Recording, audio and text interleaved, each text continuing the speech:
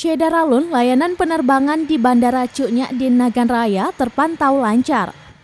Saat ini maskapai Wings Air melayani penerbangan sepekan 5 kali dalam memaksimalkan musim mudik Lebaran Idul Fitri 1443 Hijriah. Amatan serambinews.com pada Kamis 28 April 2022, sebagian besar penumpang merupakan pemudik Lebaran Idul Fitri.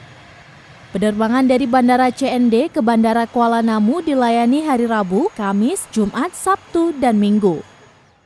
Menurut manajer MEQ Wings Air, Andi Siswanto mengatakan, layanan penerbangan sejak 27 April sudah ditambah jadwal menjadi 5 kali, dari sebelumnya 2 kali sepekan.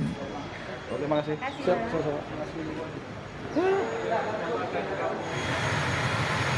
Dari Sukamakmur, Rizwan, Serambi On TV.